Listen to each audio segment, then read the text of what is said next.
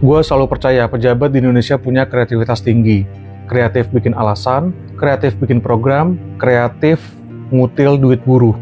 Sertifikat K3 adalah jaminan keselamatan pekerja. Di tangan pejabat kreatif malah jadi bisnis franchise yang harganya 275.000 bisa naik sampai 6 juta. Nanti gue jelasin seperti apa kejadiannya. Wamenakar kita, panutan kita semua, Immanuel Ebenezer alias Noel, yang juga Ketua Umum Jokowi Mania dan Prabowo Mania, yang pintar cari perhatian, yang kalau ngomong udah kayak yang paling bener, yang dukung Kejagung tuntut hukuman mati koruptor. Berani nggak sama-sama kita bikin fakta integritas? Kalau nipu rakyat, hukum mati. Kalau korup, hukum mati. Berani nggak? Dan saya akan mengajak siapapun nanti kandidat bikin fakta integritas. Kalau korup, siap dihukum mati. Gitu. Ya, dia orangnya kena OTT KPK.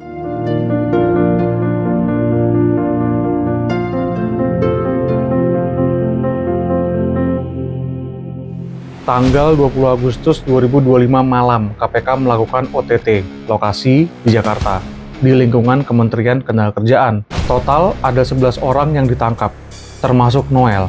Tengah malam, mereka semua dibawa ke gedung Merah Putih KPK.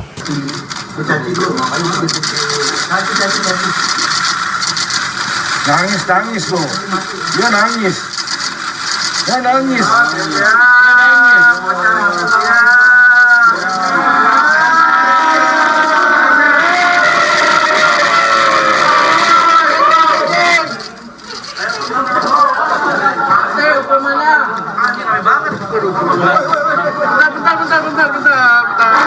Dan besoknya, satu negara tahu, Wamenakar kena borgol, Kabinet Prabowo Gibran resmi punya tersangka perdana. Buruh bayar keringat, mereka bagi hasil. K3 berubah jadi KKN.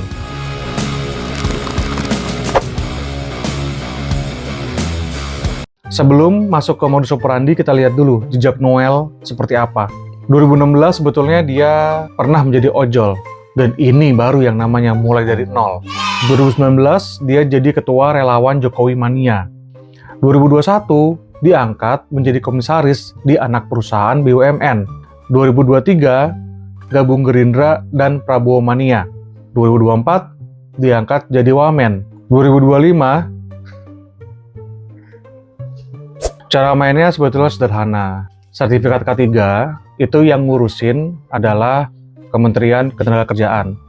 Nah, kalau mau sertifikat K3 cepat keluar, ya bayar. Kalau nggak bayar, diperlambat. Dan memang diperlambat, sengaja dilama-lamain. Tarif resminya padahal cuma 275.000. Di tangan mereka, jadi 6 juta.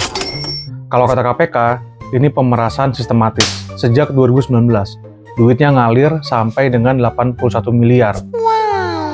Ini sertifikat buat lindungi nyawa buruh. Tapi sama mereka, diubah jadi sertifikat lindungi saldo pejabat. Pas OTT, KPK nemuin duit 3 miliar. Itu yang ketemu ya, yang nggak ketemu, nggak tahu. Only God knows maybe. Lalu, puluhan kendaraan mewah juga disita sebagai barang bukti. Ada 22 mobil yang disita. BMW, Jeep, Pajero, Nissan GT-R, dan ada 1 motor Ducati. Ini kementerian apa pameran otomotif ya? Buruh ke pabrik, naik motor Suprafit, pejabatnya nongkrong naik Ducati. By the way, Ducati itu singkatan ya. Singkatan dari duit cukup abis tipu industri.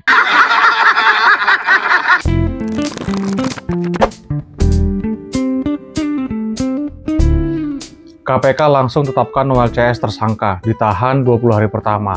Ketua KPK bilang ini pemerasan, bukan suap. Jadi buruh dianggap korban. Yang lucu, pas diborgol, Noel malah bilang, semoga saya dapat amnesti dari presiden.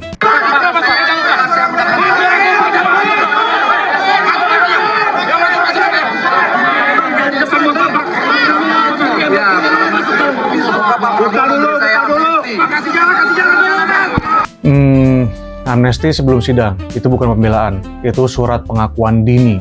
Kayak ketahuan selingkuh, belum ditanya pacar udah bilang, saya maafin aku ya.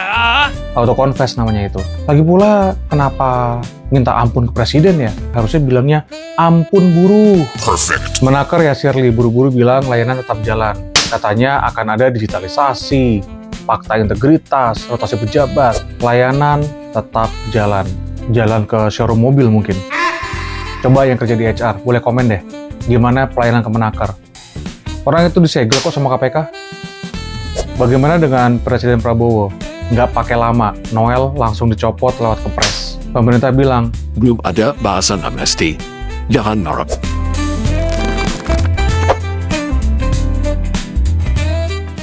Serikat Buruh bilang ini nyawa buruh diperdagangkan.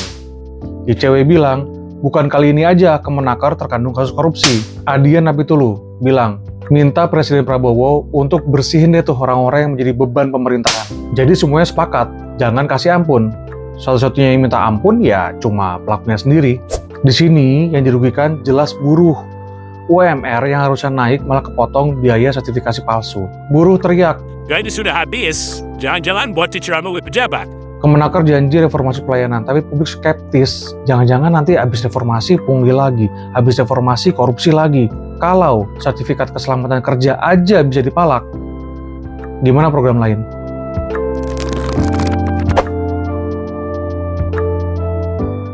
Jujur-jujuran aja, yang kerja di HR, finance, legal, pasti tahu ini praktek udah lama banget. Yang tahu juga udah banyak banget.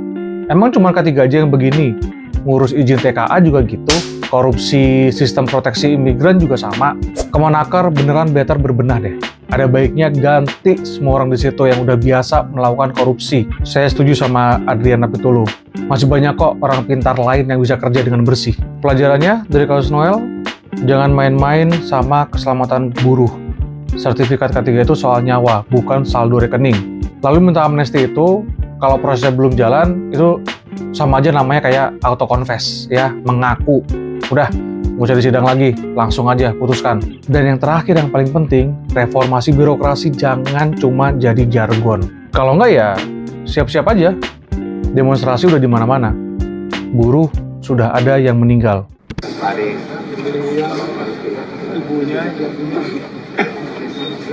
Anak saya nggak ada, Pak. Anak saya nggak ada ini.